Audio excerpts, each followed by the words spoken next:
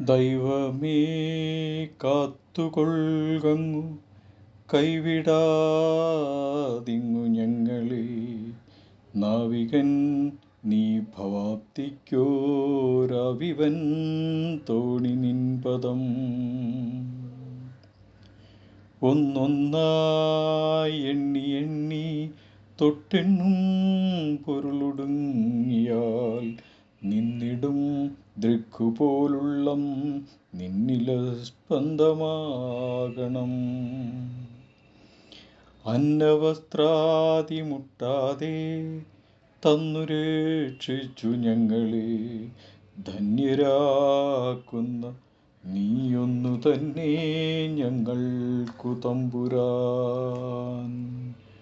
ആഴിയും തിരയും കാറ്റും ആഴവും പോലെ ഞങ്ങളും മായയും നിൻ മഹിമയും നീയുമെന്നുള്ളിലാകണം. നീയല്ലോ സൃഷ്ടിയും സ്രഷ്ടാവായതും സൃഷ്ടിജാലവും. നീയല്ലോ ദൈവമേ സൃഷ്ടിക്കുള്ള സാമഗ്രിയായതും. നീയല്ലോ മായയും മായാവിയും മായാവിനോദനും. നീയല്ലോ മായയെ നീക്കി സായുജ്യം നൽകുമാര്യനും. നീ സത്യം ജ്ഞാനമാനന്ദം നീ തന്നെ വർത്തമാനവും ഭൂതവും ഭാവിയും വേറല്ലോതും മൊഴിയുമോർക്കിൽ നീ. അകവും പുറവും തിങ്ങും മഹിമാവാർന്ന നിൻപദം പുകഴ്ത്തുന്നു ഞങ്ങളങ്ങു ഭഗവാനേ. ജയിക്കുക ജയിക്കുക മഹാദേവ ദീനാവനപരായണ. ജയിക്കുക ചിദാനന്ദ ദയാസിന്ധോ. ജയിക്കുക ആഴമേറും നിൻമഹസാം ആഴിയിൽ ഞങ്ങളാകവേ. ആഴണം വാഴണം നിത്യം വാഴണം വാഴണം സുഖം. ഓം ശാന്തി ശാന്തി ശാന്തി.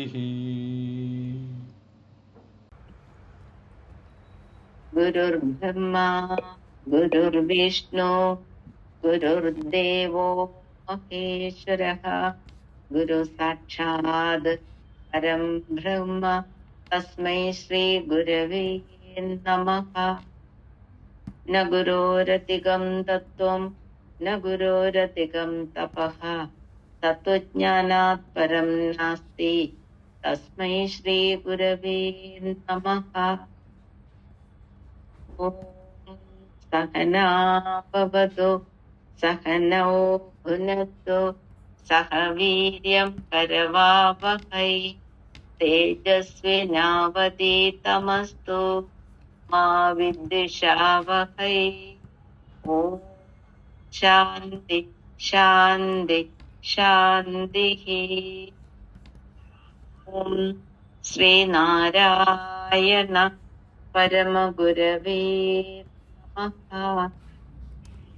അഖണ്ഡ സച്ചിദാനന്ദ സ്വരൂപമായിരിക്കുന്ന ഭഗവാന്റെ പാതാരവൃന്ദങ്ങളിൽ കണ്ടാം.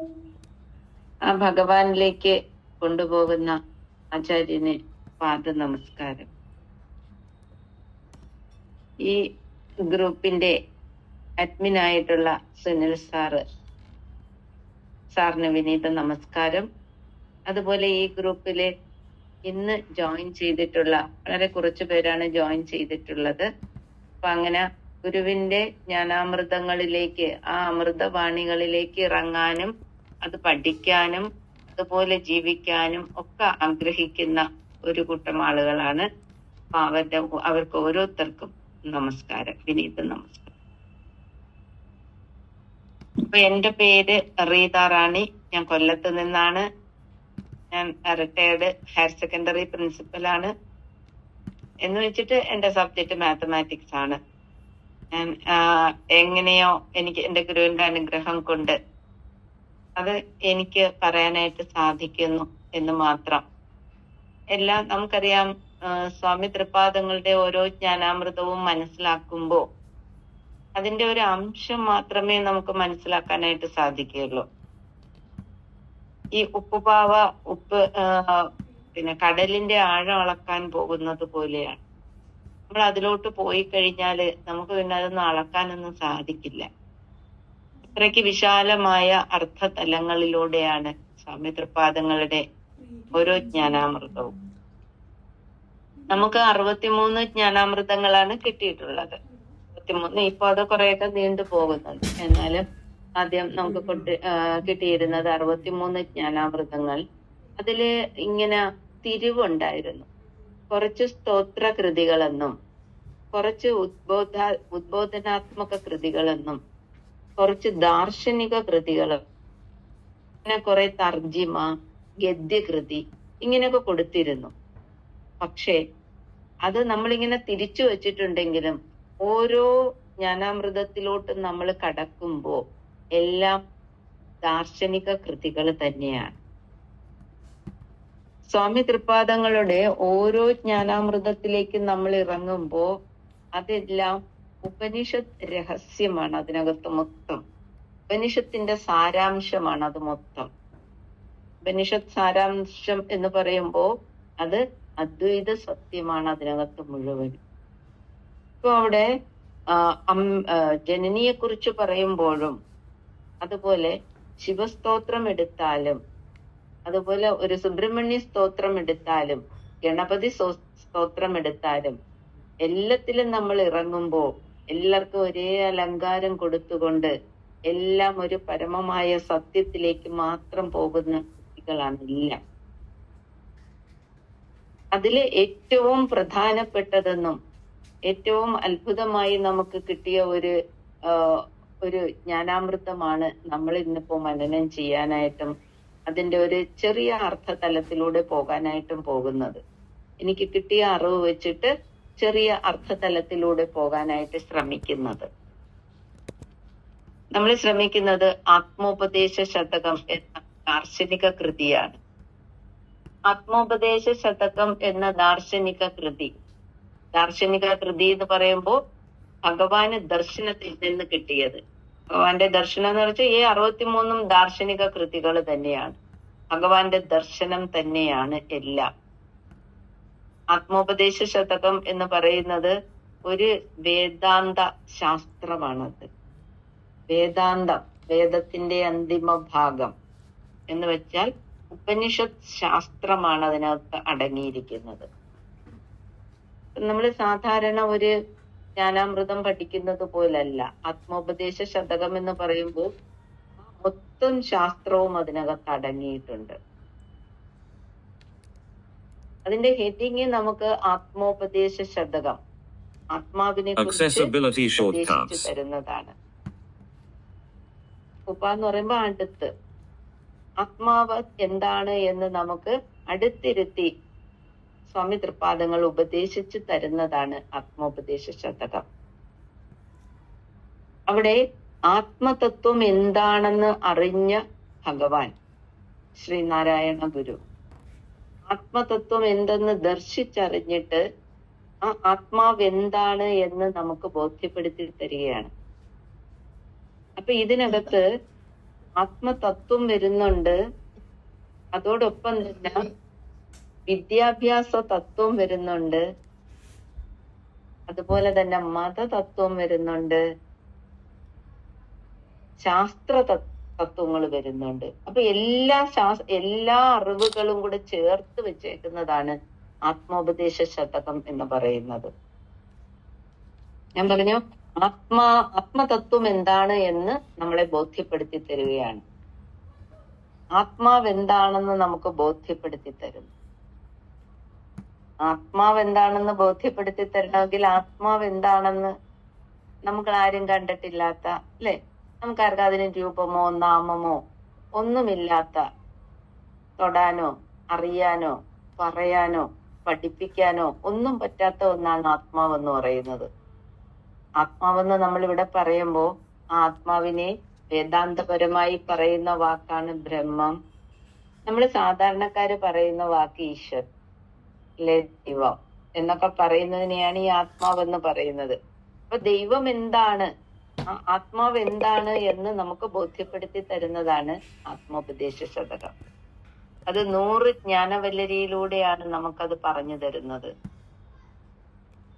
100 ജ്ഞാനവല്ലരിയിലൂടെ നമ്മളുടെ ഒരു മനുഷ്യൻ ജന്മം എന്തിനാണ്, നമ്മളൊക്കെ ഓരോരുത്തരും എന്തിനാണ് മനുഷ്യനായിട്ട് ജനിച്ചത്, നമ്മളുടെ ജന്മത്തിന്റെ ഉദ്ദേശം എന്താണ്, അത് തന്നെയാണ് ആത്മതത്വം എന്ന് പറയും. നമ്മളെ ഇത് പഠിച്ചു കഴിയുമ്പോൾ നമ്മൾ എന്താണ് എന്ന് നമുക്ക് ബോധ്യം. അവിടെ ആത്മാവിന്റെ അല്ലെങ്കിൽ ആത്മാവ് എന്താണ് എന്ന് സ്വാമി തൃപ്പാദങ്ങൾ 100 ജ്ഞാനാമൃതത്തിലൂടെ നമുക്ക് ബോധ്യപ്പെടുത്തി തരികയാണ്. ഇവിടെ പലരും ആത്മാവിനെ കുറിച്ചൊക്കെ ചിലരൊക്കെ എഴുതാറുണ്ട്. ചിലര് എന്താണ് ആത്മകഥ എഴുതിയിട്ട് ആത്മാവിനെ കുറിച്ച്, ആത്മാവെന്ന് പറയുമ്പോ ഞാൻ എന്നെ കുറിച്ച് ആണ് എന്നുള്ള ഒരു ധാരണയില് ആത്മകഥയൊക്കെ എഴുതാറുണ്ട്. ആത്മകഥ നമുക്ക് ഏറ്റവും പ്രധാനപ്പെട്ടത് ഗാന്ധിജിയുടെ ആത്മകഥയൊക്കെ കേട്ടിട്ടുണ്ട്. ഗാന്ധിജിയുടെ ആത്മകഥ എന്ന് കേൾക്കുമ്പോൾ മൈ എക്സ്പെരിമെന്റ് വിത്ത് ട്രൂത്ത്. അപ്പൊ ഗാന്ധിജി എന്നൊക്കെ പറയുന്നത് ആ ദാർശനിക തലത്തിലെത്തിയവരല്ല, ആ പരമമായ സമാധിസ്ഥമായ അവസ്ഥയിൽ, സമാധിസ്ഥമായ അവസ്ഥ എന്ന് പറയുമ്പോൾ ഈശ്വരനും ദൈവവും ഒന്നായി തീരുന്ന ആ തലത്തിലെത്തുന്നതിനെയാണ് സമാധി എന്ന് പറയുന്നത്. മഹാസമാധിയല്ല. ആ സമാധി എന്ന് പറയുമ്പോൾ ശരീരം വെടിയുന്നതാണ്, അതല്ല, പോയതിനു ശേഷം തിരികെ വരാൻ പറ്റും. അപ്പൊ ഇങ്ങനെ ആ സമാധിസ്ഥമായ അവസ്ഥയിൽ എത്തിയവർക്ക് മാത്രമേ ആത്മാവിന്റെ അർത്ഥം എന്താണെന്ന് എഴുതാനായിട്ട് സാധിക്കുകയുള്ളൂ. ഇപ്പൊ ഇവിടെ സ്വാമി തൃപ്പാദങ്ങൾ, ആ പരമമായ തലം അറിഞ്ഞ സ്വാമി തൃപ്പാദങ്ങൾ ആത്മാവിന്റെ അർത്ഥം എന്താണെന്ന് എഴുതി നമുക്ക് മനസ്സിലാക്കി തന്നിരിക്കുക. ഇവിടെ പറഞ്ഞു എല്ലാരും എഴുതുന്ന പോലെ അല്ലാന്ന്. ഇപ്പൊ ഗാന്ധിജി എഴുതിയതെന്ന് പറഞ്ഞാല് ഉണർന്നിരിക്കുമ്പോ, നമ്മളിപ്പം നമുക്കറിയാലോ ഓരോ കാര്യങ്ങള്, ഉണർന്നിരിക്കുമ്പോ നമ്മൾ ഇന്ദ്രിയപരമായ കുറെ അറിവുകളുണ്ട്. ആ അറിവുകളൊക്കെ എഴുതി വെച്ചിട്ട് അതെന്റെ കഥയാണ്, ആത്മകഥയാണെന്ന് പറയുമ്പോ അതൊരിക്കലും ആത്മാവിന്റെ കഥയല്ല. ആത്മാവെന്ന് അതെന്താണ്, സുഷുപ്തി, ഗാഠനിദ്രയിലുണ്ടായി ഉറങ്ങിക്കിടക്കുമല്ലോ, ഒരു ബോധവും ഇല്ലാതെ, അപ്പോഴുള്ള ആത്മാവിന്റെ കഥയും എഴുതേണ്ടതായിട്ട് വരും. എന്നാൽ മാത്രമേ ആ ആത്മാവിന്റെ അർത്ഥം പൂർണ്ണമാവുകയുള്ളൂ. ഇവിടെ ആത്മാവ് എന്താണെന്ന് നമ്മളൊന്നുകൂടെ ചിന്തിച്ചു നോക്കാം. ആത്മാവ് എന്താണെന്ന് ഞാൻ പറയുമ്പോ ഞാനെന്ന ബോധത്തിനാണ് ആത്മാവെന്ന് പറയുന്നത്.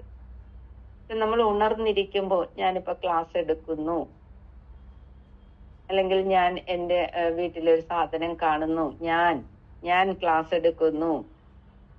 അപ്പൊ ഞാൻ ക്ലാസ് അല്ലല്ലോ, ക്ലാസ്സും ഞാനും രണ്ടാണ്. ക്ലാസ് എടുക്കുന്നു. സ്വപ്നം കാണുമ്പോ പറയും ഞാൻ സ്വപ്നം കണ്ടു.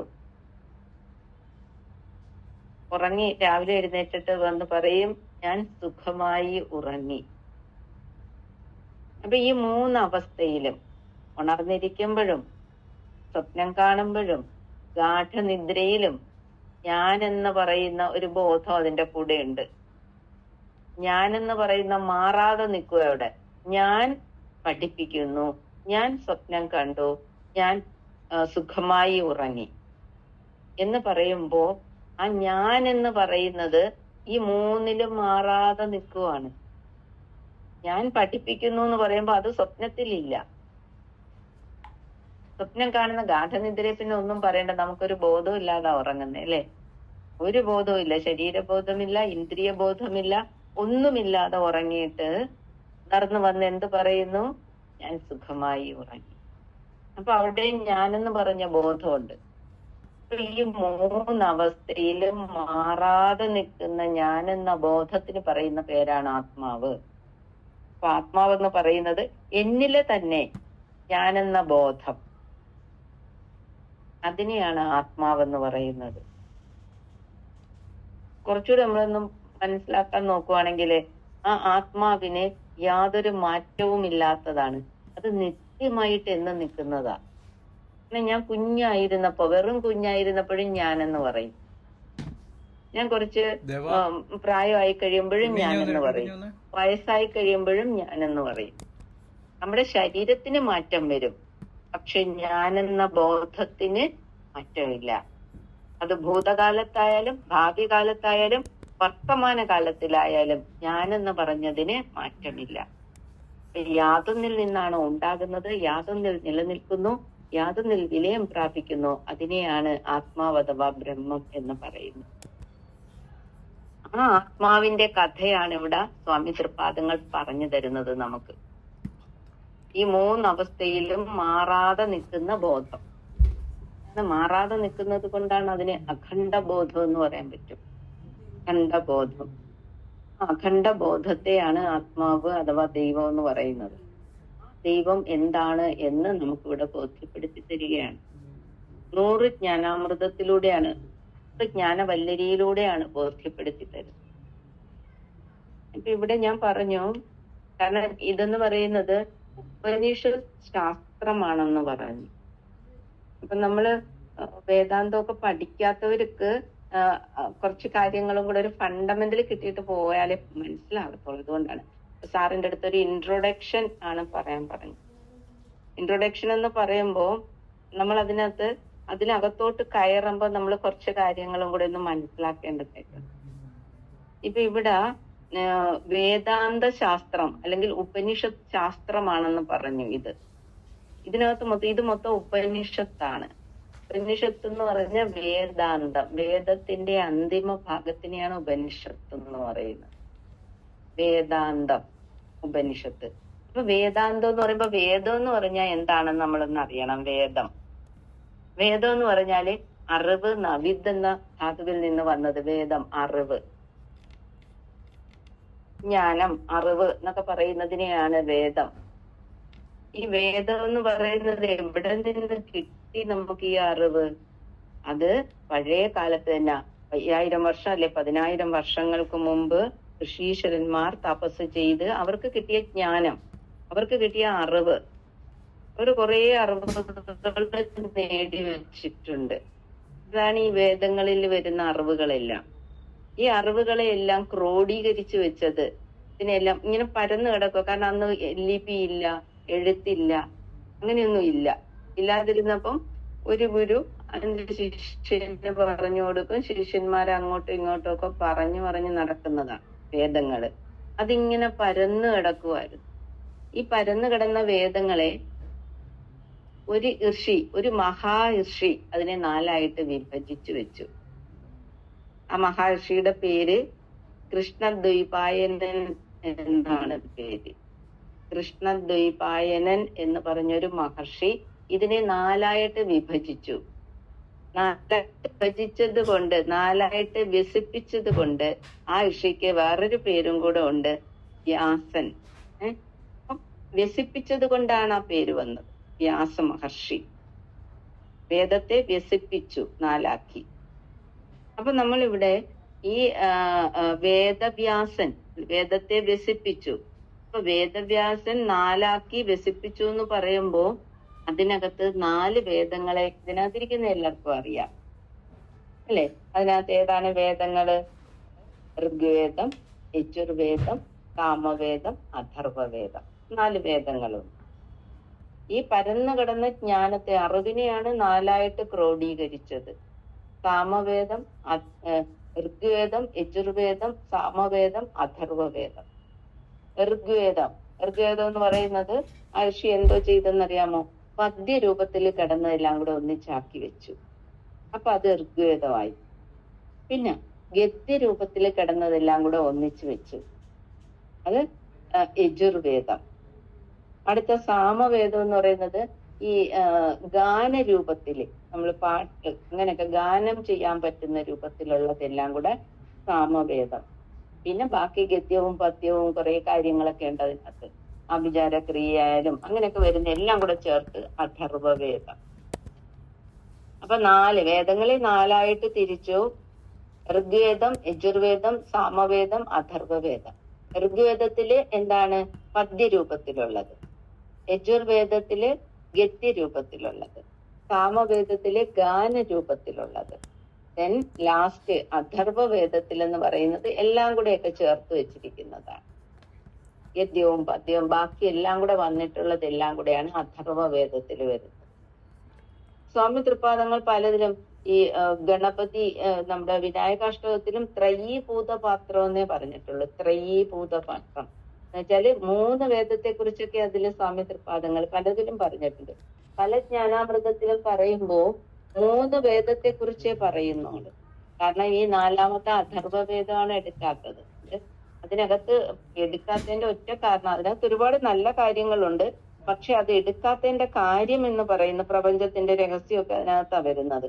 പക്ഷെ അത് എടുക്കാത്തതിന്റെ കാര്യം അതിനകത്ത് ആഭിചാര ക്രിയ എന്ന് പറയുന്നതും കൂടെ അതിനകത്ത് വരുന്നതുകൊണ്ട്. അപ്പൊ വേദങ്ങൾ എന്താണെന്ന് മനസ്സിലായല്ലോ. ഈ വേദങ്ങൾ എന്ന് പറയുന്നത് എന്താണ്? ജ്ഞാനമാണ്, അറിവാണ്. വിദ് എന്ന ധാതുവിൽ നിന്ന് വന്നതുകൊണ്ട് അത് അറിവ്. ഈ അറിവിനെ 4ആയിട്ട് ക്രോഡീകരിച്ചത് വേദവ്യാസൻ. വേദത്തെ വ്യസിപ്പിച്ചത് കൊണ്ട് വേദവ്യാസൻ എന്ന പേര് ആ മഹാഋഷിക്ക് കൊടുത്തു. അപ്പൊ 4 വേദങ്ങളുണ്ട്. 4 വേദത്തിന്റെ കാറ്റഗറിയും മനസ്സിലായി. അകത്തോട്ട് കൂടുതൽ കയറുന്നില്ല. കയറി കഴിഞ്ഞാൽ അതൊരു ബോറിംഗ് ആയിട്ട് വരും. കാരണം അതിന് ഉപശാഖകളും ഉണ്ട്. ഒരെണ്ണത്തിന്റെ മാത്രം എന്ന് പറയുമ്പോൾ നമുക്കത് ഇഷ്ടപ്പെടും. അതുകൊണ്ട് അതൊന്ന് പറഞ്ഞേക്കാം. ഋഗ്വേദത്തിന്റെ ഉപവേദമാണ് ആയുർവേദം. അപ്പൊ അങ്ങനെ ശാസ്ത്രം ഇങ്ങനെ ഉപവേദങ്ങളൊക്കെ ഒരുപാട് പോകും. അതിലോട്ട് ഞാൻ പോകുന്നില്ല. അപ്പൊ നമ്മൾ ഈ വേദം എന്തിനാ പഠിക്കുന്നത്? നമുക്ക് പഠിക്കാതിരുന്നൂടെ വേദം? വേദങ്ങളൊക്കെ എന്തിനാണ് നമ്മൾ പഠിക്കുന്നത്? നമ്മൾ വേദം പഠിക്കുന്നത് നമ്മുടെ ജന്മത്തിന്റെ അർത്ഥം എന്താണ് എന്ന് മനസ്സിലാക്കുന്നതിനാണ് നമ്മൾ വേദങ്ങൾ പഠിക്കുന്നത്. നമുക്ക് ഈ ജന്മം കിട്ടിയത് എന്തിനാണ്? ഞാൻ എന്തിനാണ് ഇങ്ങനെ മനുഷ്യനായിട്ട് ജനിച്ചത്? ഇതിന്റെ അർത്ഥം അറിയുന്നതിന് വേണ്ടിയിട്ടാണ് എന്തെന്ന് പറയുന്നത് ഈ വേദങ്ങൾ നമ്മൾ മനസ്സിലാക്കുന്നത്. നമ്മൾ മനുഷ്യൻ എന്ന് പറയുന്നത് ആനിമൽ ആണെങ്കിലും എന്താണ്? സോഷ്യൽ ആനിമൽ ആണ്. നമുക്ക് ചിന്താശേഷിയുള്ള ആനിമൽ ആണ്, അല്ലെ? നമുക്ക് മാത്രമേ ആ ഭാഗ്യം കിട്ടിയിട്ടുള്ളൂ. മൃഗങ്ങളുടെ കൂട്ടത്തില് മനുഷ്യ ജന്മത്തിന് മാത്രമേ ആ ഭാഗ്യം കിട്ടിയിട്ടുള്ളൂ. അത് വിവേക ചൂടാമണിയിലെ സ്വാമികൾ എഴുതിയിട്ടുണ്ട്. ജന്തുനാം നരജന്മം. ഈ ജന്തുക്കളിൽ നരജന്മം എന്ന് പറയുന്നത് പുണ്യജന്മമാണ്. സംഹിത എന്ന് പറയുന്നത് എന്താന്ന് വെച്ചാല് ഈ മന്ത്രങ്ങളുടെ കൂട്ടത്തിന് പറയുന്ന പേരാണ് സംഹിത. അവിടെ മന്ത്രങ്ങളെല്ലാം വെച്ചിരിക്കുന്ന ഭാഗം സംഹിത. ഒരു വേദത്തില് ഋഗ്വേദം എടുത്താൽ അതിന് മന്ത്രങ്ങളെല്ലാം ഉള്ള ഭാഗമാണ് സംഹിത. അടുത്തത് ബ്രാഹ്മണം എന്ന് പറയുന്നത് ഈ സംഹിത നമുക്ക് പ്രാക്ടിക്കലി അല്ലെ എക്സ്പ്ലെയിൻ ചെയ്യുന്നത്, പ്രാക്ടിക്കലായിട്ട് നമ്മൾ ഉപയോഗിക്കുന്ന ഭാഗമാണ് ബ്രാഹ്മണം എന്ന് പറയുന്നത്. ഒരു ഉദാഹരണം പറഞ്ഞാൽ സംഹിതയിലെ മന്ത്രങ്ങളുടെ കൂട്ടം ബ്രാഹ്മണം എന്ന് പറയുമ്പോൾ നമ്മൾ അത് ഉപയോഗിക്കുന്നത് ക്ഷേത്രങ്ങളിലൊക്കെ ആ മന്ത്രങ്ങൾ ഉപയോഗിക്കുന്നത് പ്രാക്ടിക്കലി അത് ഉപയോഗിക്കുന്നതാണ് ബ്രാഹ്മണം. 3ാമത്തതാണ് അരണ്യകം. അരണ്യകം എന്ന് പറയുമ്പോൾ അവിടെ നമ്മള് അരണ്യം എന്ന് പറയുമ്പോൾ കാട് എന്നുള്ള ഒരു അർത്ഥത്തിൽ വരും. ഈ ജ്ഞാനത്തിലേക്ക് നമ്മൾ പ്രവേശിക്കുന്ന ഭാഗമാണ്. ജ്ഞാനക്കാട്ടിലേക്കാണ് നമ്മൾ പ്രവേശിക്കുന്നത്. സാധാരണ എല്ലാവരും കാടെന്നങ്ങ് പറഞ്ഞാളെ, അങ്ങനെയല്ല. അത് അയം ചരണം അരണ്യകം എന്നാ പറയുന്നത്. അയം ചരണം അരണ്യകം. അയം ചരണം, ഞാൻ എന്തിലേക്ക്? അരണ്യത്തിലേക്ക് പോകുന്നത്. അയം ചരണം, എന്നിലേക്ക് തന്നെ ഞാൻ ഇറങ്ങുന്നതാണ് അരണ്യകം എന്ന് പറയുന്നത്. എന്ന് വെച്ചാൽ ആ ജ്ഞാനത്തിലേക്ക് നമ്മളുടെ ഒരു കാൽവയ്പ്, അതിനെയാണ് അരണ്യകം. അത് കഴിഞ്ഞിട്ട് പിന്നെ വരുന്നത് സന്യാസം അല്ലെങ്കിൽ ഉപനിഷത്ത്. നമുക്കറിയാം തപസ് ചെയ്യുന്ന കാലഘട്ടം തപസ്. അപ്പൊ ഒന്നും കൂടെ നമുക്ക് പറഞ്ഞാൽ മനസ്സിലാവും. ഈ സംഹിത എന്ന് പറയുന്നത് മന്ത്രങ്ങളുടെ കൂട്ടം എന്ന് പറഞ്ഞ്, ഈ മന്ത്രങ്ങളുടെ കൂട്ടവും അത് ആ കാലഘട്ടം എന്ന് പറയുന്നത് വിദ്യാർത്ഥികൾ അത് പഠിക്കുന്ന കാലഘട്ടമാണ്. അതിനാണ് ബ്രഹ്മചര്യ ആശ്രമം എന്ന് സ്വാമി തൃപ്പാദങ്ങൾ പറഞ്ഞിട്ടുണ്ട്. ബ്രഹ്മചര്യ ആശ്രമം അത് ഈ സംഹിത കാലഘട്ടത്തില് ഒരു വിദ്യാർത്ഥി ആ മന്ത്രങ്ങളെല്ലാം പഠിക്കും. അവൻ പ്രയോഗിക്കുകയല്ല, അവൻ അത് പഠിക്കുകയാണ് ചെയ്യുന്നത്. ആ മന്ത്രങ്ങളെല്ലാം പഠിക്കും. പഠിച്ചു കഴിഞ്ഞാലോ അവൻ വിവാഹിതനായി അവനൊരു പിന്നെ ഗൃഹസ്ഥാശ്രമി ആകുമ്പോ അവൻ ആ പഠിച്ച കാര്യങ്ങളെല്ലാം അവൻ ഉപയോഗിക്കും. അവൻ പ്രാക്ടിക്കലായിട്ട് ഉപയോഗിക്കും. അതാണ് എന്തെന്ന് പറയുന്നത്, ആ ബ്രാഹ്മണത്തിൽ വരുന്നത്. അത് പിന്നെ എന്താണ് ഗൃഹസ്ഥാശ്രമം. അപ്പൊ ബ്രഹ്മചര്യാശ്രമം കഴിഞ്ഞ് ഗൃഹസ്ഥാശ്രമം വരും. അത് ആ ബ്രാഹ്മണത്തിൽ വരുന്നതാണ്. ബ്രാഹ്മണം എന്ന് പറയുന്നത് അത് പ്രാക്ടിക്കലായിട്ട് നമ്മൾ ഉപയോഗിക്കുന്നത്. അടുത്തതാണ് അരണ്യകം. മറ്റതിലും അരണ്യകം തന്നെയാണ്. എന്ന് വെച്ചാൽ ആ ജ്ഞാനക്കാടിലേക്ക് ഇപ്പൊ ഗൃഹസ്ഥാശ്രമം കഴിഞ്ഞ് ഒരു ചുമതലയെല്ലാം കഴിഞ്ഞ് ഒരു 60 വയസ്സ് കഴിഞ്ഞ് അല്ലെങ്കിൽ ഒരു 70 വയസ്സ് കഴിയുമ്പോ നമ്മൾ എന്താണ് എല്ലാത്തിൽ നിന്നും വിട്ട് ആ ജ്ഞാനത്തിലേക്കൊന്ന് ഇറങ്ങുന്നു. ആ ജ്ഞാനം എന്താണെന്ന് അറിയാനായിട്ട് ആ ജ്ഞാനത്തിലേക്ക് നമ്മൾ മറ്റതിൽ നിന്നെല്ലാം ഒന്ന് ഒന്ന് വിട്ടുകൊണ്ട് ജ്ഞാനത്തിലേക്ക് ഇറങ്ങുന്നതിനെ അരണ്യകം എന്ന് പറയുന്നത്. ഇപ്പൊ അതങ്ങനെ അരണ്യകമൊന്നും ഇല്ല. അതിനേക്കാളും ഏതാണ് ലാസ്റ്റ് നമ്മളൊരു സന്യാസം എന്ന് പറയുമ്പോൾ വീട് വിട്ട് അല്ലെങ്കിൽ പുറത്തു പോയുള്ളൊരു സന്യാസമല്ല. നമ്മളിലേക്ക് തന്നെ ഇറങ്ങിയിരിക്കുന്നതിനെയാണ് സന്യാസം എന്ന് പറയുന്നത്. വീട്ടിലിരുന്നാലും ഒരു സന്യാസ ആശ്രമം, അതൊരു ആശ്രമമാണ് നമ്മുടേത്. നമ്മുടെ ഗൃഹസ്ഥാശ്രമത്തിൽ ഇരുന്നു കൊണ്ട് നമുക്ക് സന്യസിക്കാനായിട്ട് സാധിക്കും. അപ്പം ഇത് നമുക്ക് സ്വാമി തൃപ്പാദങ്ങൾ ബ്രഹ്മചര്യാശ്രമം, ഗൃഹസ്ഥാശ്രമം, അരണ്യകം, സന്യാസാശ്രമം ഇങ്ങനെ 4ആയിട്ട് പറഞ്ഞു തന്ന് അത് ഈ വേദത്തിന്റെ 4 ഭാഗത്തിൽ വരുന്നത് തന്നെയാണ്. സംഹിത, ബ്രാഹ്മണം, അരണ്യകം, സന്യാസം. സന്യാസം അല്ലെങ്കിൽ ഉപനിഷത്ത്. ഉപനിഷത്ത് എന്ന് പറയുമ്പോൾ വേദത്തിന്റെ അന്തിമ ഭാഗമാണ്. അപ്പം വേദത്തെ 4ആയിട്ട് തിരിച്ചെന്ന് പറഞ്ഞ് മന്ത്രത്തിന്റെ കൂട്ടം വന്ന് മന്ത്രം ഉപയോഗിക്കുന്നെന്ന് പറഞ്ഞ് പിന്നെ നമ്മൾ ജ്ഞാനക്കാട്ടിലോട്ടൊന്ന് കാലെടുത്തു വെക്കുന്നു എന്ന് പറഞ്ഞ് അവസാനം ഉപനിഷത്ത് ആ അറിവിന്റെ അന്തിമ ഭാഗത്തിലെത്തും. അതാണ് ആ സന്യാസത്തിലൂടെ ഒരു ഗുരുവിലൂടെ നമുക്ക് ആ ജ്ഞാനത്തിൽ എത്തപ്പെടുന്നു. ആ അറിവ് തന്നെയായി മാറും. അപ്പൊ അത് മനസ്സിലായി കാണുമെന്ന് വിചാരിക്കുന്നു. 4 തരം വേദങ്ങളും വേദത്തിന് 4 ഭാഗങ്ങളും പഠിച്ചു. ഒരു കാര്യം കൂടെ വേദത്തിന് മനസ്സിലാക്കാനായിട്ടുണ്ട്. വേദത്തിന് 3 കാണ്ഡങ്ങളുണ്ട്. വേദത്തിന് 3 കാണ്ഡങ്ങളുണ്ട്. ഒന്ന് കർമ്മകാണ്ഡം, രണ്ടാമത്തത് ഉപാസനാകാണ്ഡം, മൂന്നാമത്തത് ജ്ഞാനകാണ്ഡം. കേട്ടിട്ടുള്ളതായിരിക്കും എല്ലാവരും. കർമ്മകാണ്ഡം, ഉപാസനാകാണ്ഡം, ജ്ഞാനകാണ്ഡം. ഇതിൽ ഉപാസനാകാണ്ഡത്തിന് അത്ര പ്രാധാന്യമില്ല. അതുകൊണ്ട് ചിലര് വേദത്തിന് എന്താണ് പ്രധാനമായിട്ടും പറയുന്നത് 2 കാണ്ഡം. കർമ്മകാണ്ഡവും എന്താണ് പറയും, ജ്ഞാനകാണ്ഡവും പറയും. അപ്പൊ കർമ്മകാണ്ഡവും ജ്ഞാനകാണ്ഡവും പറയാനുള്ള കാരണം എന്താന്ന് ഞാൻ പറഞ്ഞുതരാം.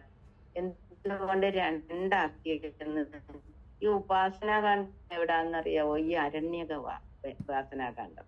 അതിപ്പോ പൊതുവായിട്ട് അങ്ങനെ ഇല്ലല്ലോ. കാടും കാട്ടിപ്പോയിരിക്കുക അല്ലെങ്കിൽ ആ കാടിലേക്കൊന്ന് പോവുക, അങ്ങനെ പണ്ടങ്ങനെയൊക്കെ ആയിരുന്നു. അതുകൊണ്ട് അതിനകത്ത് അത് എടുക്കുന്നില്ല.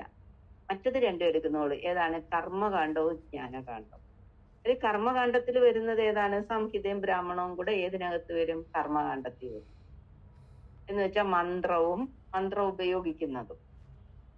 ലാസ്റ്റ് വരുന്ന ജ്ഞാനകാണ്ഡത്തിൽ എന്താ വരുന്നത്? ഇതിനകത്ത് വരുന്നത് ഉപനിഷത്ത്. നല്ലതുപോലെ ഒന്ന് പറഞ്ഞു തന്നാൽ ഈ കർമ്മകാണ്ഡം, നമ്മൾ ചെയ്യുന്ന കർമ്മങ്ങൾക്ക് പറയുന്ന പേരാണ് കർമ്മകാണ്ഡം. നമ്മൾ ഒരുപാട് കർമ്മങ്ങളൊക്കെ ചെയ്യത്തില്ലേ? അമ്പലങ്ങളിലൊക്കെ പോയി പ്രാർത്ഥിക്കാറുണ്ട്, പൂജ ചെയ്യാറുണ്ട്, അവിടെ നാമം ജപിക്കാറുണ്ട്, അവിടെ അർച്ചന ചെയ്യാറുണ്ട്, അവിടെ പോയി ധ്യാനിക്കാറുണ്ട്, ഇങ്ങനെ പലതും ചെയ്യാറുണ്ട്. ഇതൊക്കെ എന്തെന്നാണ്? കർമ്മകാണ്ഡം എന്ന് പറയുന്നത്. നമ്മൾ ചെയ്യുന്ന കർമ്മങ്ങളാണ് കർമ്മകാണ്ഡം. അമ്പലത്തിൽ പോയൊക്കെ ചെയ്യുന്നത്. ഞാൻ അകത്തോട്ടൊന്നും ഞാൻ കയറുന്നില്ല. അടുത്ത ജ്ഞാനകാണ്ഡം. ജ്ഞാനകാണ്ഡം എന്ന് പറയുമ്പോൾ എന്താണ്? അത് അറിവാണ്. ഉപനിഷത്ത് വേദത്തിന്റെ അന്തിമ ഭാഗമാണെന്ന് പറഞ്ഞു. അത് തപസ് ചെയ്യുന്ന ഋഷിമാർക്ക് കിട്ടുന്ന സത്യങ്ങളെയാണ് അവിടെ ജ്ഞാനകാണ്ഡത്തിൽ വരുന്നത്. ഋഷിമാര് കഠിനമായി തപസ് ചെയ്യുമ്പോൾ അവർക്ക് ജ്ഞാനം കിട്ടും, ജ്ഞാനം തെളിഞ്ഞു വരും. അവർക്ക് കാണാനും കേൾക്കാനും പറ്റുമെന്നാ പറയുന്നത് ഋഷിമാർക്ക്. സ്വാമി തൃപ്പാദങ്ങൾ അതുപോലെ കഠിന തപസ് ചെയ്തതിന്റെ ഫലമായിട്ടാണ് ഈ ജ്ഞാനാമൃതങ്ങളും ഉപദേശങ്ങളും ശ്രീനാരായണ ധർമ്മവും ഒക്കെ നമുക്ക് തന്നത് ദർശനമാണ്. സ്വാമി തൃപ്പാദങ്ങൾ ആ പരമമായ തലത്തിൽ ആ ഉപനിഷത്ത് വേദത്തിന്റെ അന്തിമ ഭാഗം അറിഞ്ഞിട്ടാണ് കാര്യങ്ങളാണ് നമുക്ക് പറഞ്ഞു തന്നിരിക്കുന്നത് ജ്ഞാനകാണ്ഡം. നമ്മൾ സാധാരണ ജീവിക്കുന്നത്, മനുഷ്യരായി ജീവിക്കുന്നത് ഏതിലാണ്? കർമ്മകാണ്ഡത്തിലാണ്. ദേവീ ദേവന്മാരെ പൂജിക്കുന്നത്, ദേവീ ദേവന്മാർക്ക് വേണ്ടി കർമ്മങ്ങൾ ചെയ്യുന്നതാണ് കർമ്മകാണ്ഡം. അവരെ ആരാധിക്കുമ്പോൾ നമുക്ക് കുറച്ച് സമ്പത്തും കുറച്ച് ധനം അല്ലെങ്കിൽ കുറച്ച് നമ്മൾ എന്തൊക്കെ ചോദിക്കുന്നു അതൊക്കെ കുറെയൊക്കെ നമുക്ക് കിട്ടും. നമ്മൾ ജോലി സമ്പാദിക്കുന്നു, മക്കളെ സമ്പാദിക്കുന്നു, ഇതൊക്കെ നമ്മൾ അമ്പലത്തിൽ പോയി പൂജയും പ്രാർത്ഥനയും ഒക്കെ നടത്തുന്നു. അതാണ് കർമ്മകാണ്ഡം. അത് നമ്മുടെ ഭൗതികമായ വളർച്ചയ്ക്ക് വേണ്ടിയിട്ടാണ്, ഭൗതിക അഭിവൃദ്ധിക്ക് വേണ്ടിയിട്ടാണ്. നമ്മൾ അതിൽ അഭിരമിച്ചിരുന്നു പോവുകയാണ്. എന്തെങ്കിലുമൊക്കെ ഒരു ശകലം സന്തോഷം കിട്ടുമ്പോ അതിനകത്ത് നമ്മൾ അതാണ് വലുത് എന്ന് പറഞ്ഞിരുന്നു പോകുന്നു. കർമ്മകാണ്ഡത്തിൽ പെട്ട് നമ്മളെ ജീവിതം തീർന്നു പോകും. ഇതല്ല, ജ്ഞാനകാണ്ഡം എന്ന് ഒന്ന് ഉണ്ട് എന്ന് നമുക്ക് മനസ്സിലാക്കി തന്നതും അതോടൊപ്പം തന്നെ അത് പഠിക്കാൻ നമുക്ക് സ്വാതന്ത്ര്യം ഉണ്ടാക്കി തന്നതും സ്വാമി തൃപ്പാദങ്ങൾ വന്നതിന് ശേഷം. അതുവരെ വേദങ്ങൾ പഠിച്ചാൽ എന്താണ്? ചെവിയിൽ ഈയമുരുക്കി ഒഴിക്കും, അത് നാവ് കൊണ്ട് പറഞ്ഞാൽ നാവ് മുറിച്ചു കളയും എന്നൊക്കെ പറഞ്ഞിരുന്ന കാലം ഉണ്ടായിരുന്നു. ഇതൊക്കെ മാറ്റിമറിച്ചുകൊണ്ട് നമുക്കും വേദങ്ങളും ഉപനിഷത്തും പഠിക്കാൻ പറ്റും, ഒരു കുഴപ്പമില്ല, അതിനുള്ള സ്വാതന്ത്ര്യം നമുക്കുണ്ടാക്കി തന്നത് സ്വാമി തൃപ്പാദങ്ങളാണ്. അപ്പോഴാണ് നമ്മൾ അറിയുന്നത് ജ്ഞാനകാണ്ഡം എന്ന ഒന്നുണ്ട്. ജ്ഞാനകാണ്ഡം അതിനെയാണ് ഉപനിഷത്ത്, വേദത്തിന്റെ അന്തിമ ഭാഗം എന്ന് പറയുന്നത്. ആ ഉപനിഷത്തിന്റെ സാരാംശമാണ് സ്വാമി തൃപ്പാദങ്ങളുടെ 63 ജ്ഞാനാമൃതത്തിലുമുള്ളത്. എന്ന് പറഞ്ഞാൽ ഉപനിഷത്തിന്റെ സാരാംശം എന്ന് പറയുന്നത് അദ്വൈത സത്യമാന്ന് പറഞ്ഞു. അവിടെയും നമ്മൾ ചിന്തിക്കുമ്പോൾ സ്വാമി തൃപ്പാദങ്ങൾ അദ്വൈതിയായിരുന്നു. അദ്വൈത ദർശനമാണ് സ്വാമി തൃപ്പാദങ്ങൾ. ഏക ദൈവം എന്ന് പറഞ്ഞതാണ് അദ്വൈത ദർശനം. സർവം ഹി സച്ചിദാനന്ദം, ഈ കാണുന്നതെല്ലാം ഈശ്വരൻ തന്നെയാണ് എന്ന് പറയുമ്പോൾ ഞാനും ഈശ്വരൻ തന്നെയാണ്, നമ്മളെല്ലാവരും എന്ത് തന്നെയാണ്? ഈശ്വരൻ തന്നെയാണെന്നാണ് സ്വാമി തൃപ്പാദങ്ങളുടെ വാക്കുകൾ. സ്വാമി തൃപ്പാദങ്ങൾ ദർശനത്തിൽ പറഞ്ഞതാണ്, തപസ് ചെയ്തതിന്റെ ഫലമായി പറഞ്ഞു തന്നതാണ്. അതെന്ന് പറയുന്നത് എന്താണ്? പ്രമാണമാണ്. അതിനകത്ത് പിന്നെ ഒരു തെറ്റ് വരില്ല. അത് ആപ്തവാക്യമാണ്, അത് പ്രമാണമാണ്. അപ്പൊ ആ ദർശനം, അത് അദ്വൈത ദർശനം സ്വാമി തൃപ്പാദങ്ങളുടെ. സ്വാമി തൃപ്പാദങ്ങൾ എല്ലാരിൽ നിന്ന് വ്യത്യസ്തപ്പെട്ട് നിൽക്കുന്നതും അങ്ങനെ തന്നെയാണ്. ഇപ്പൊ ശങ്കര ഭഗവത്പാദരാണ് അദ്വൈതം ഈ ലോകത്തിൽ ആദ്യമായിട്ട് നമ്മൾ അവതരിപ്പിച്ചത്. ശങ്കര ഭഗവത്പാദരാണ് അദ്വൈതം. ഈ അദ്വൈത സിദ്ധാന്തം ശങ്കര ഭഗവത്പാദർ പറഞ്ഞത് ആ പരമമായ തലത്തിൽ മാത്രമേ ഉള്ളൂ. എന്നുവെച്ചാല് ആധ്യാത്മിക തലത്തിൽ മാത്രമാണ് അദ്വൈതത്തെ ദർശിച്ചത് ശങ്കര ഭഗവത്പാദർ. എന്നാൽ സ്വാമി തൃപ്പാദങ്ങൾ വ്യാവഹാരിക തലത്തിലും ആത്മീയ തലത്തിലും രണ്ടിലും എന്താണ്? വ്യാവഹാരിക തലം എന്ന് പറയുമ്പോൾ നമ്മളിപ്പോ ജീവിക്കുന്ന തലത്തിലും, ഓരോ വ്യക്തിയിലും, ഓരോ മനുഷ്യരിലും, ഓരോ ജീവജാലങ്ങളിലും എല്ലാത്തിലും കാണുന്നത്, സർവ്വത്തിലും ദർശിക്കുന്നത് ആ അദ്വൈത ദർശനമാണ് സ്വാമി തൃപ്പാദങ്ങൾ ദർശിച്ചത്. അതാണ് ആ വ്യത്യാസം. വ്യാവഹാരിക തലത്തിലും ആത്മീയ തലത്തിലും അദ്വൈതത്തെ ദർശിച്ച മഹാർഷി അല്ലെ മഹാഗുരുവാണ് ആരെന്ന് പറയുന്നത് സ്വാമി തൃപ്പാദം. മറ്റത് ജാതി ഉണ്ടായിരുന്നു അല്ലെ? ശങ്കര ഭഗവത്പാദരുടെ കാലത്ത് ആ ജാതിയിൽ എന്ന് വെച്ചാൽ ആ മനുഷ്യന് വ്യാവഹാരിക തലത്തില് അവിടെ വർണ്ണവിവേചനമൊക്കെ ഉണ്ടായിരുന്നു. അവര് ആധ്യാത്മിക തലത്തിൽ അദ്വൈതം പറഞ്ഞിരുന്നു ശങ്കര ഭഗവത്പാദർ. പക്ഷേ സ്വാമി തൃപ്പാദങ്ങൾ അങ്ങനെയല്ല.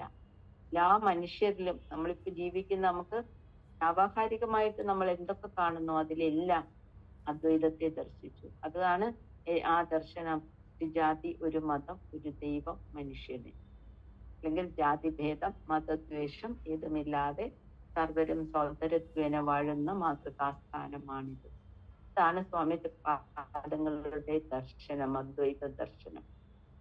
എല്ലാത്തിലും ഏകമായിട്ട് സർവം ഹി സച്ചിദാനന്ദം. അല്ലെങ്കിൽ നീ ആരാണെന്ന് ചോദിച്ച ബ്രഹ്മവിദ്യാ പഞ്ചകം, നീ ആരാണ് കോഹം ചോദിച്ചപ്പോ എന്താ പറഞ്ഞത്? ത്വം ഹി ബ്രഹ്മ, നീ ബ്രഹ്മം തന്നെയാണ്. ഞാൻ ആരാണെന്ന് ചോദിച്ചപ്പോ സ്വാമി തൃപാദങ്ങൾ പറയുന്ന മറുപടി നീ ബ്രഹ്മം തന്നെയാണ്. ദർശനമാലയിലെ ഒന്നാമത്തെ ദർശനത്തിൽ പറഞ്ഞിരിക്കുന്നത് സർവം ഹി സച്ചിദാനന്ദം, സർവവും ബ്രഹ്മം തന്നെയാണ്. എന്ന് വെച്ചാൽ ഈ പ്രപഞ്ചം കാണുന്നതിലെല്ലാം സർവവും ബ്രഹ്മമാണ്. ബ്രഹ്മം മാത്രമേ ഇവിടെ ഉള്ളൂ, ബാക്കിയെല്ലാം അസത്യമാണ്. സത്യമായിട്ടുള്ളത്, ഏകമായിട്ടുള്ളത്, അദ്വൈതമായിട്ടുള്ളത് ഒന്നും മാത്രം. അദ്വൈതം എന്ന് പറഞ്ഞാൽ രണ്ടില്ലാത്തത്, ഏകാത്മകം എന്ന അർത്ഥം. ഇവിടെ ആകെ ഒന്ന് മാത്രമേ ഉള്ളൂ. ആ ഏക ദൈവം എന്ന് പറഞ്ഞ ആ ഒന്ന് മാത്രമേ ഇവിടെ സത്യമായിട്ടുള്ളൂ. ബാക്കി നമ്മൾ ഈ കാണുന്നതെല്ലാം എന്താണ്?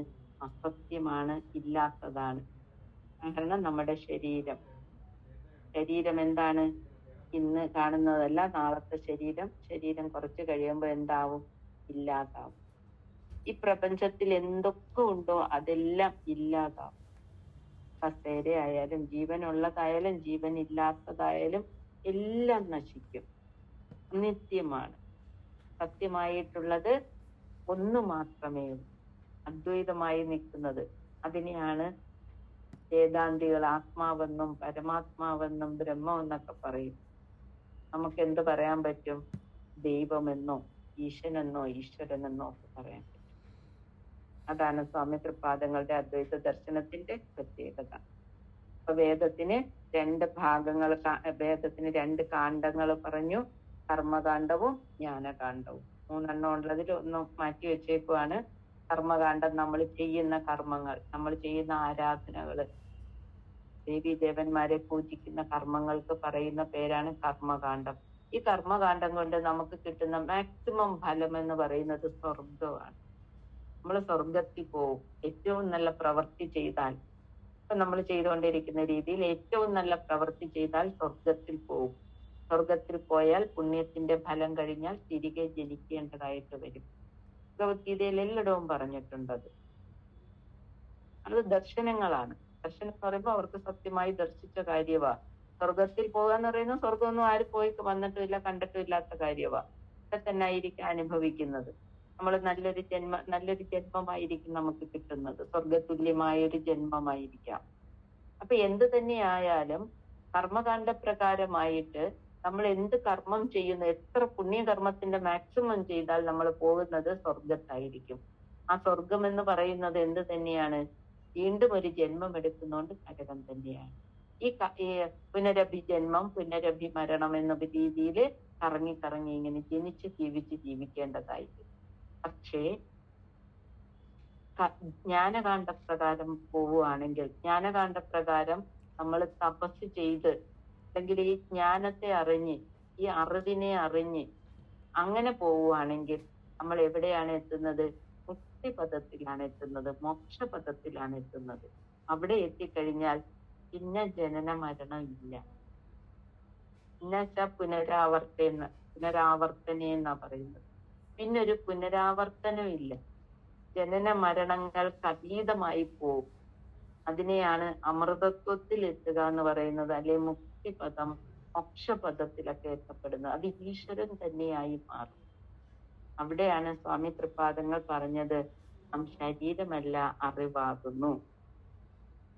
ഈ ശരീരം ഉണ്ടാകുന്നതിന് മുന്നിലും മാടനാശാന്റെയും കുട്ടിയമ്മയുടെയും പുത്രനായി ജനിക്കുന്നതിന് മുന്നിലും അറിവായ നാം ഉണ്ടായിരുന്നു. അറിവെന്ന് പറയുന്നത് ഈശ്വരന് വേണ്ടി സ്വാമി തൃപാദങ്ങൾ പറയുന്ന വാക്കാണത്, അറിവ്. നാം ശരീരമല്ല, ഈ കാണുന്ന ശരീരമല്ല ഞാൻ. എന്താണ്? അറിവാണ്. നമുക്ക് പറഞ്ഞു തന്നതാ, നമ്മൾ ഓരോരുത്തരടുത്തും പറഞ്ഞു തന്ന പ്രാർത്ഥനയാണ്. നമ്മൾ പറയണം, നമ്മൾ ഈ ശരീരമല്ല, നമ്മൾ അറിവാണ്, നമ്മൾ ഈശ്വരനാണ്. ഈ ശരീരം ഉണ്ടാകുന്നതിന് മുന്നിലും അറിവായ നാം ഉണ്ടായിരുന്നു. നമുക്ക് ഈ ശരീരം കിട്ടുന്നതിന് മുന്നിലും നമ്മൾ എന്താണ്? ഉണ്ടായിരുന്നു, അറിവായിട്ടുണ്ടായിരുന്നു, ദൈവമായിട്ടുണ്ടായിരുന്നു. പിന്നെന്താണ്? ഇതൊക്കെ ഇല്ലാതെ പോയാലും, ഈ ശരീരം ഇല്ലാതെ പോയാലും, നമ്മൾ മരിച്ചു പോയാലും നാം ഇപ്രകാരം പ്രകാശിച്ചുകൊണ്ട് തന്നെയിരിക്കും. അത് സ്വാമി തൃപാദങ്ങൾ ആ തപസ് ചെയ്തത് കൊണ്ടാണ്, ആ ഈശ്വരൻ മുക്തിപദം മോക്ഷപദത്തിൽ എത്തിയത് കൊണ്ടാണ് പ്രകാശിച്ചുകൊണ്ട് തന്നെയിരിക്കും. പ്രകാശം എന്ന് പറയുന്നത് ദൈവം. ആ ദൈവം തന്നെയായി നമ്മളിലേക്ക് എപ്പോഴും പ്രകാശം ചൊരിഞ്ഞുകൊണ്ട് തന്നെ ഇരിക്കും. സ്വാമി തൃപ്പാദങ്ങളൊക്കെ എങ്ങും പോയിട്ടില്ല, നമ്മുടെ അടുത്ത് തന്നെ പ്രകാശമായി നിൽക്കൊണ്ട് അതൊന്ന് വിചാരിച്ചാൽ മാത്രം മതി. നമ്മൾ അടച്ചിട്ടിട്ട് സ്വാമി തൃപ്പാദങ്ങൾ എനിക്കൊന്നും ചെയ്യുന്നില്ല, അല്ലെ എനിക്ക് വന്നു പെട്ടല്ലോ എന്നൊക്കെ പറയുമ്പോ നമ്മൾ എന്താണ് കുറച്ചതിലേക്ക് അടുക്കാനായിട്ടൊന്ന് ശ്രമിക്കണം. അല്ലെങ്കിൽ ഒന്ന് കടന്നു വരാൻ, ആ പ്രകാശത്തിനൊന്ന് കടന്നു വരാൻ നമ്മൾ വാതിലുകളൊക്കെ ഒന്ന് തുറന്നിടണം. എന്ന് വെച്ചാൽ നമ്മുടെ മനസ്സൊന്ന് തുറന്നു കൊടുക്കണം. നമ്മുടെ മനസ്സൊക്കെ ഇപ്പൊ ഒത്തിരി കാര്യങ്ങൾ കൊണ്ട് നിറഞ്ഞിരിക്കുക അല്ലെ, ഒരുപാട് കാര്യങ്ങളാണ്. 20,000 ചിന്തകളെന്നാ പറയുന്നത് ഓരോ സെക്കൻഡിൽ. അപ്പൊ എന്തോന്നായിരിക്കും അല്ലെ. അപ്പൊ ഇങ്ങനെ ചിന്തകൾ കൊണ്ട് നിറഞ്ഞിരിക്കുമ്പോൾ പ്രകാശത്തിന് കയറാൻ പറ്റില്ല. അതിനാണ് 10ാമത്തെ ജ്ഞാനവല്ലരി പഠിക്കുമ്പോൾ മനസ്സിലാക്കാം, അറിവിന് കണ്ണുകൾ 5 മുള്ളടക്കണം. ഇന്ദ്രിയങ്ങളെല്ലാം ഉള്ളടക്കിയാൽ മാത്രമേ അവിടെ പ്രകാശത്തിന് കയറാനായിട്ട് സാധിക്കത്തുള്ളൂ. പ്രകാശത്തിന് കയറിയാൽ നമ്മൾ പ്രകാശമായി മാറും. എന്തായി മാറും? ദൈവം തന്നെയായി മാറും. നമ്മളെല്ലാരും ദൈവമാണ്. പക്ഷെ നമ്മള് വിജ്ഞാനം കൊണ്ട്, അറിവില്ലായ്മ കൊണ്ട്, അല്ലെങ്കിൽ മായ കൊണ്ട് മൂടപ്പെട്ടിരിക്കും. നമ്മൾ കുറച്ചു അറിഞ്ഞ് നമ്മുടെ ഇന്ദ്രിയങ്ങളെ നിയന്ത്രിക്കുക എന്ന് പറയുമ്പോൾ നമ്മള് കാണേണ്ടത് മാത്രം കണ്ട്, കേൾക്കേണ്ടത് മാത്രം കേട്ട്, പറയേണ്ടത് മാത്രം പറഞ്ഞ് അങ്ങനെയൊക്കെ കഴിയുമ്പോൾ നമ്മുടെ ഉള്ളം എന്താവും അല്ലേ? ഉള്ളം പ്രകാശിക്കത്തില്ലേ? ഉള്ളം പ്രകാശിക്കുമ്പോ പിന്നെ ഇന്ദ്രിയങ്ങളൊക്കെ അവിടെ അടങ്ങിക്കോളും. ഇന്ദ്രിയങ്ങൾ അടങ്ങുമ്പോൾ പിന്നെ എന്താണ്? നമുക്ക് ഈശ്വരൻ തന്നെയായി മാറാനായിട്ട് സാധിക്കും. അപ്പൊ അങ്ങനെയാണ്. അപ്പൊ ഇതിപ്പോ വേദങ്ങളൊക്കെ 4 ഭാഗവും, വേദത്തിന്റെ 3 ഭാഗവും പഠിച്ചു, 3 കാണ്ഡങ്ങളും പഠിച്ചു. അപ്പൊ വേദത്തെ കുറിച്ചാണ് ഇന്നൊന്ന് പറയാനായിട്ട് ശ്രമിച്ച. ഒരു കാര്യം കൂടെ പറഞ്ഞ് വേദം നിർത്താമെന്ന് വിചാരിക്കുന്നു. വേദം എന്ന് പറയുന്നത്, വേദം നമ്മൾ പഠിക്കുമ്പോൾ പ്രധാനമായിട്ടും മനസ്സിലാക്കുന്നത്, ഋഗ്വേദം പഠിക്കുമ്പോൾ അതിനകത്ത് അത് മൊത്തത്തിലായിട്ടുള്ള ഒരു കാര്യം പറയുക എന്ന് പറയുന്നത്, അതിനകത്ത് പറയുന്നത് പ്രജ്ഞാനം ബ്രഹ്മം എന്നാണ്. ഈ അറിവാണ് ബ്രഹ്മം എന്നുള്ളതാണ്, അറിവാണ് ഈശ്വരൻ എന്നാണ് ഋഗ്വേദത്തിന്റെ മൊത്തത്തില് ഒരു സാരാംശമായിട്ട് നമ്മൾ എടുത്താൽ, അതിന്റെ ഒരു മഹാഭാവം എടുത്താൽ പ്രജ്ഞാനം ബ്രഹ്മം അത് ഋഗ്വേദത്തിന്റെയാണ്. യജുർവേദത്തിന്റെ ചോദിച്ചാൽ അഹം ബ്രഹ്മാസ്മി, അഹം എന്ന് പറയുമ്പോൾ ഞാൻ ബ്രഹ്മം തന്നെയാണ്, ഞാൻ ദൈവം തന്നെയാണ് എന്നുള്ളതാണ് എന്തെന്ന് പറയുന്നത്, യജുർവേദത്തിന്റെ മഹാവാക്യം. ഇനി വരുന്ന സാമവേദത്തിന്റെ മഹാവാക്യം എല്ലാരും കേട്ടിട്ടുള്ളതാണ്, തത്വമസി, അത് നീയാകുന്നു. ഏതാണ് അത്? ഈശ്വരൻ നീ തന്നെയാകുന്നു. ശബരിമലയിൽ എഴുതി വെച്ചിട്ടുണ്ടെന്നൊക്കെ പറയൂ അല്ലെ. എവിടെയും എഴുതി വെക്കാം, നമ്മൾ തന്നെയാണ് ഈശ്വരൻ, തത്വമസി.